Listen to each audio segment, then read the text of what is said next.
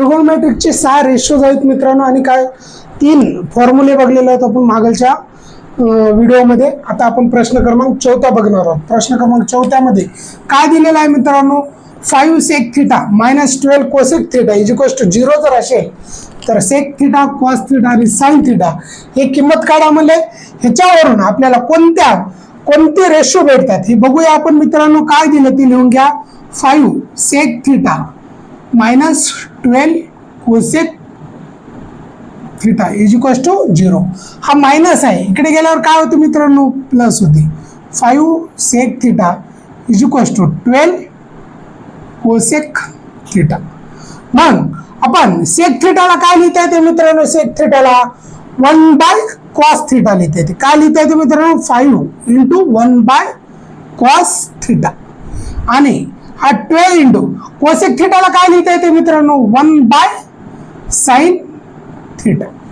Right मित्रांनो. मग हा sin θ मी काय करतो, इकडे आणतो. मग हा sin θ इकडे जर आला, हा डिनॉमिनेटर मध्ये आहे, इकडे आल्यावर कुठे येते मित्रांनो, न्यूमरेटर मध्ये. sin θ बाय cos θ आणि हा 5 मल्टिप्लाय मध्ये आहे, इकडे येऊन कुठे जाते मित्रांनो, डिव्हिजन 12/5. बट sin θ आणि cos θ ला काय लिहिता येते मित्रांनो, tan θ. काय लिहिता येते मित्रांनो, tan θ. tan θ किती मित्रांनो, 12/5.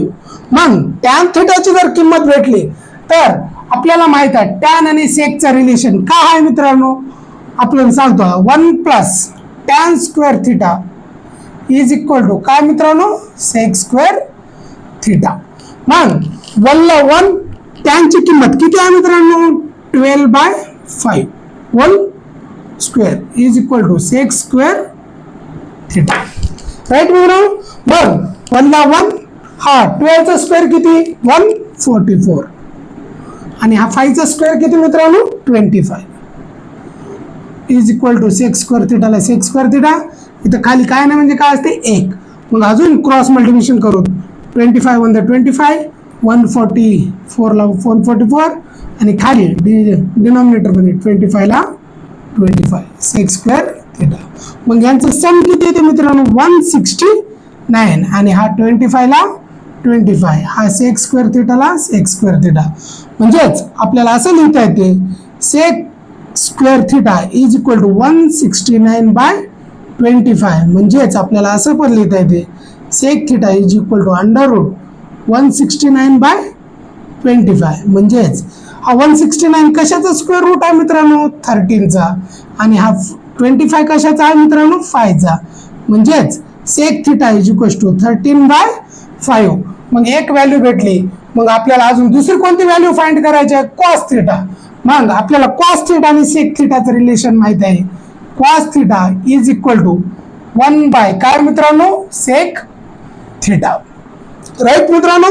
मग cos θ ची किंमत किती आहे मित्रांनो, cos θ ची आपल्याला काढायची आहे, पण आपल्याला कशाची किंमत दिलेली आहे, sec θ ची. sec θ ची किती मित्रांनो, 13/5. हा डिनॉमिनेटरचा डिनॉमिनेटर आहे. मग कुठे जाते मित्रांनो, हा न्यूमरेटर मध्ये 5/13. cos θ ची किंमत किती मित्रांनो, 5/13.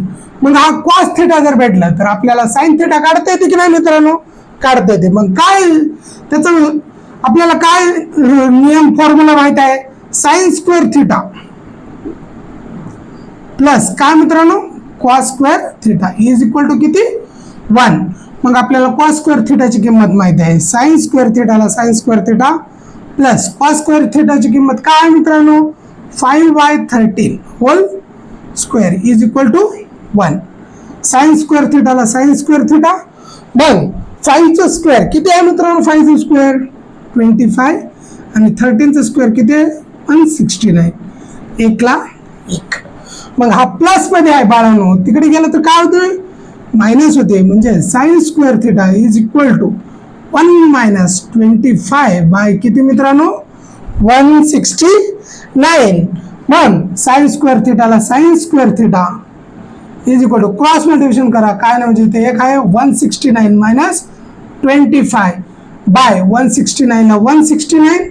मग जर बघायला गेल्या sin square θ is equal to काय लिहिता येते मित्रांनो, हा 169 मधून 25 गेले 144 आणि 169 ला 169 म्हणजेच sine square theta is equal to under root 144 by 169. हा स्क्वेअर नाही मित्रांनो. Sine theta is equal to under root 144 by 169. 144 कशाचा स्क्वेअर रूट आहे मित्रांनो?